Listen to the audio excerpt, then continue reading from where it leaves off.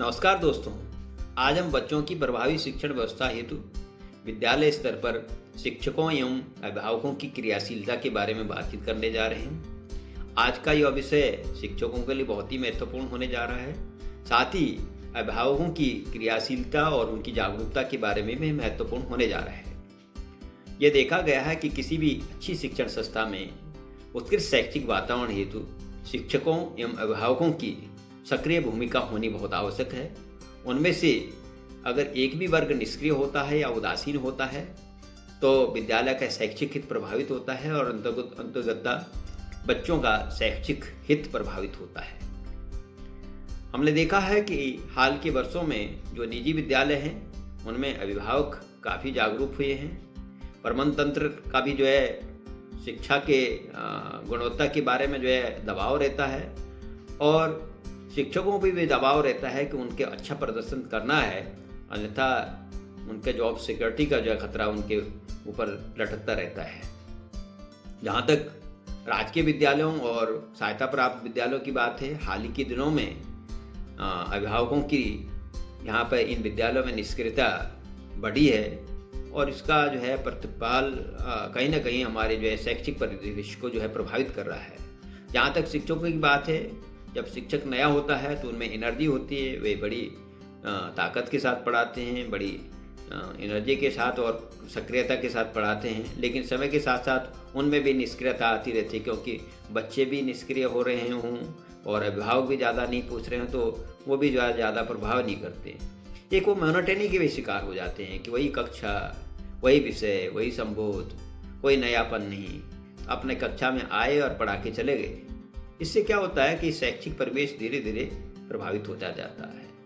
जहाँ तक फीडबैक की बात है, वे कभी कभी तो बच्चे अगर पूछते हैं तो उस समय तो कक्षा क्रियाशील बनी रहती है, लेकिन अमूमन क्या होता है कि परीक्षा के परिणाम के बाद ही वो बच्चों को बोलते हैं कि भाई तुम्हारे नंबर कम आए, तुम यहाँ पे अच्छा परफॉर्म नहीं कर पा रहे हो। अदरवाइज बच्चों को बहुत ज़्यादा भी नहीं पूछा जाता है। जहाँ तक कक्षाओं की बात है, कक्षाओं में अगर टीचर क्लास में जाते हैं और कोई सामग्री लेके जा रहे हैं या कोई ऐसा सामान ले रहे हैं जो कि बच्चे सोच रहे हैं कि आज कुछ गुरुजी नया करने वाले हैं, तो बच्चों में रुचि आ जाती है कि आज ज़रूर पढ़ाई के समय टीचर कुछ बताने जा रहे हैं। ऐसा ही अगर नवाचार के बारे में टीचर सोचे तो उनमें एक ताजगी बनी रहेगी, एक सक्रियता बनी रहेगी और टीचर और बच्चे दोनों के दोनों रुचि लेना शुरू कर लेंगे। और उसके बाद भी अगर बच्चा ऐसे नवाचारों के बाद अच्छा प्रदर्शन कर रहे हैं तो टीचर गौरवान्वित महसूस करते हैं। ऐसा एक दो एग्जाम्पल, छोटे छोटे एग्जाम्पल मैं आपके सामने शेयर करना चाहूँगा। GGIC कर्णप्रयाग में कुसुम नौटियाल जी बायोलॉजी के लेक्चर हुआ करती थी। वे अपना पाठ पढ़ाती थी और इंचार्ज प्रिंसिपल का भी काम वहाँ पे उस समय देख रही थी। उन्होंने क्या किया कि क्लास में पढ़ाते समय और पढ़ाने के बाद वहाँ पे एक डिब्बा रख दिया अपनी क्लास में और उसमें बैलेट बॉक्स की तरह एक छेद रखा ऊपर से। कहा कि बच्चों, आज मैंने जो पढ़ाया, हर रोज़ की बात ये थी, मैंने जो पढ़ाया है उसमें जो कमी रह गई है या फिर जो आपको समझ में नहीं आया, जो आपके मन में पृच्छा है, वो इसमें इसके अंदर डाल दें। शाम तक आप इसमें डाल सकते हैं, अपने नाम से डालें या बिना नाम के भी डाल सकते हैं। उसके बाद टीचर उनको नोट करती थी और घर ले जाती थी। दूसरे दिन सबसे पहले जो बच्चों की परीक्षाएँ होती थी उनको दूर किया जाता था और उसके बाद पाठ शुरू किया जाता था। होता क्या था कि बच्चे न केवल 40 मिनट तक वहाँ पे मानसिक रूप से उपस्थित थे, बल्कि 40 मिनट के बाद भी उस क्लास के बारे में वो सोचते थे कि आज टीचर ने जो पढ़ाया हमारी समझ में क्या नहीं आया, हम उसके बारे में सोचें। तो टीचर ने बच्चों को उससे बाहर ले गई। वो लगातार मनन करते रह गए। जहाँ वो गप्पे मारते थे वहाँ गप्पे मारने के बजाय अन्य कक्षाओं में या खाली पीरियड में गप्पे मारने के बजाय वो उनके पीरियड के बारे में सोचती थी कि आज मुझे क्या समझ में नहीं आया, क्या फीडबैक टीचर को देना चाहिए। तो ये सब चीज़ें करने के बाद बच्चे काफ़ी क्रियाशील हुए। रिजल्ट का अच्छा वहाँ पे रिजल्ट भी आया। सारे बच्चे फर्स्ट क्लास पास हुए। 15 बच्चे सम्मान सहित भी उत्तीर्ण हुए और अच्छा उन्होंने नाम कमाया वहाँ पे। ऐसे नाम, एक नाम आभा गौड़ जी का है। वे बेसिक एजुकेशन देहरादून में टीचर थी, अजयपुर में। नगर क्षेत्र देहरादून में आपने मालूम होगा कि वहाँ पे पब्लिक स्कूलों का बोलबाला होने के कारण सरकारी स्कूलों की छात्र संख्या लगातार घटती जा रही थी। ऐसे में जो है आबा गौड़ जी ने बच्चों को काफ़ी सक्रिय किया, उनमें जो है काफ़ी नवाचार लगातार जो है वो वहाँ पे नई नई चीज़ खोज करती रहती थी और बच्चों को नए खिलौने के माध्यम से पढ़ाती रहती थी। साथ ही साथ उन्होंने एक और प्रयास किया कि एक बच्चों को एक रजिस्टर दे दिया है कि हमने जो आप पढ़ाया है, जो गतिविधियाँ कर रहे हैं, वो उसमें क्या क्या कमी है और आप और क्या चाहते हैं। टीचर के पढ़ाते समय क्या क्या कमियाँ रह गई, हमें कैसा व्यवहार करना चाहिए। और आप देखेंगे कि बच्चे इस प्रकार का जो है कमेंट्स करते थे, वो सोच करके हम भी दंग रहते थे कि जो है इतने छोटे बच्चे कैसे कमेंट कर सकते हैं टीचर के बारे में। कभी कभी बोल देते कि टीचर ने हमें डांटना नहीं चाहिए था, लेकिन हम भी शैतानी करते हैं इसलिए डांटना भी जो है उनको ज़रूरी है। ऐसे कमेंट्स वहाँ पे आ जाते थे बच्चों के। ऐसे ही एक टीचर वहाँ पे हाई स्कूल गमनपुर में जो है वहाँ पे प्रधानाध्यापक थे के एस सजवाण जी।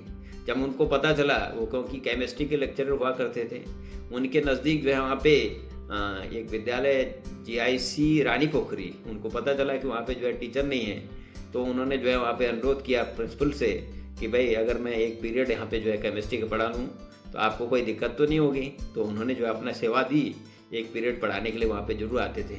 ऐसे बहुत सारे एग्जाम्पल हमारे सामने हैं जो कि जो है टीचर के द्वारा इनोवेशन करने के बाद वहाँ पे जो है काफ़ी शैक्षिक परिदृश्य बदला है।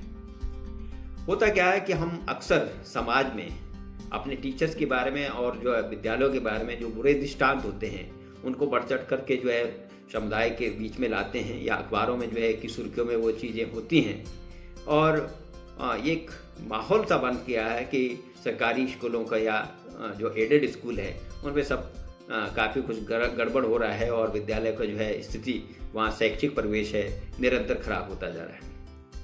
हमारी जो है दायित्व है PTA का, समुदाय का, कि अच्छे शिक्षकों को पहचाना, उनकी गतिविधियों को जो है पहचान करके उनको सार्वजनिक मंच पर विद्यालय में समारोह आयोजित करके जो है उनको सम्मानित किया जाए। इससे क्या होगा कि ऐसे शिक्षक जो अच्छा काम कर रहे हैं उनको तो जो है एक रिकॉग्निशन मिलेगी, लेकिन अन्य शिक्षक उनको लगेगा कि पूरी कम्युनिटी आकर के जो है एक अच्छे शिक्षक को सम्मानित कर रही है, तो इसका मतलब हमें भी अच्छा काम करना चाहिए।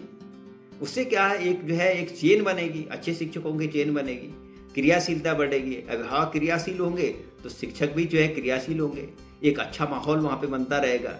अच्छा माहौल बनने में जो है बिल्कुल देर नहीं लगेगी, केवल एक शुरुआत करने की तो आवश्यकता है, किसी को तो आगे आने की जरूरत है।